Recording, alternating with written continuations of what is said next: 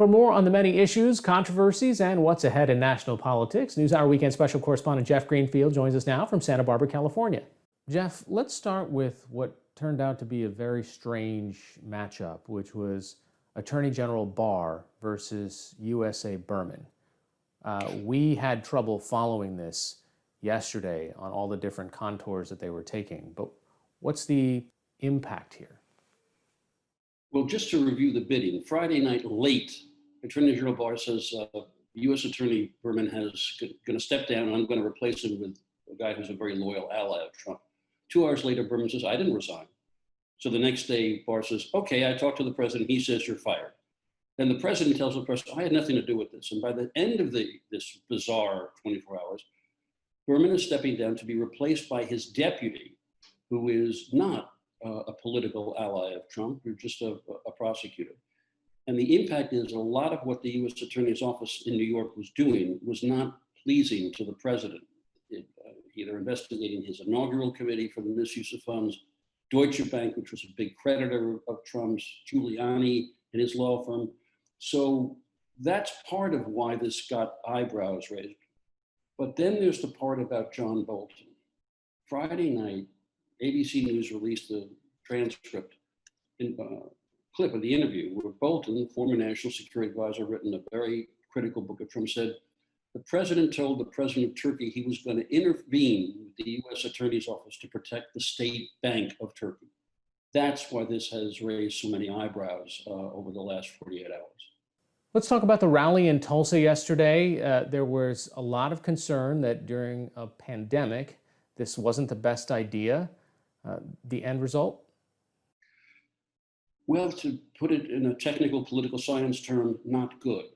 Dr. Fauci, the public health officials in Tulsa were all saying the worst thing you can do is pack people into a crowded room where they're making a lot of noise because that'll spread the particles. But what basically happened was that the Trump campaign was telling us this was going to be a huge event. They had gotten 1 million requests for tickets. And when the time came for the rally, it turned out that nobody showed up for that overflow crowd. And the hall was perhaps half full.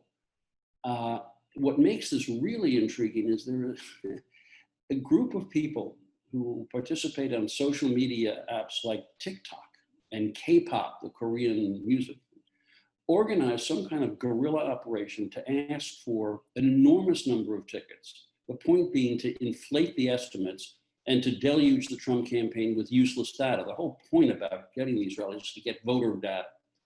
And you have to remember that this president particularly obsesses with the size of his crowds. You remember back in the inaugural, how angry he got when Obama had outdrawn him. So the pictures of the half-empty hall and the stories of sputtering event is exactly what you don't want to kick off a campaign. Even though crowd sizes don't tell you much about votes. I mean, Bernie Sanders got huge crowds. Joe Biden couldn't fill a telephone booth. But it's really important for the, as they say, the optics, because the press puts so much attention on it. This was not the way you want to start a campaign. Now, you watched the entire speech. Was there any inkling of a strategy of how this campaign is going to play out? Yes, it's very clear, and it has been for a while, that the president is not pursuing any kind of unity or reconciliation message. There was no mention of Juneteenth, Black Emancipation Day. There was no mention of George Floyd. It was all about how the radicals and Antifa are going to burn your cities down. They're going to abolish the police. Joe Biden is a pawn of the radicals. So it's pretty clear that they are pursuing a base strategy to gin up his core supporters in enough numbers that they can outdo the loss he has in places like the suburbs. Looking back at the week, which seems so long ago now, there were some big Supreme Court decisions that were not in favor of the administration. But you point out that decisions are decisions and they can go work against you in the future. Yeah, there were 2 celebrations on the part of what we'll broadly call liberals. So one, that Title VII, the civil rights law, protects not just sex, but sexual orientation. You can't fire somebody because they're gay. And also the deferred action on childhood arrivals. The court said that Trump could not end it the way he did. But if you're going to read Title VII literally, the way Justice Gorsuch, the key vote, did, you can also see that he would be very skeptical about affirmative action. You can't hire somebody just because they're black because you want to increase numbers. If he reads the statute that literally, that's trouble. And as far as DACA goes, what the court said was, yeah, the president can abolish it by executive order. He just didn't do it the right way. So I think those who are celebrating these decisions may want to take a deep breath and see what the long-term consequences might be.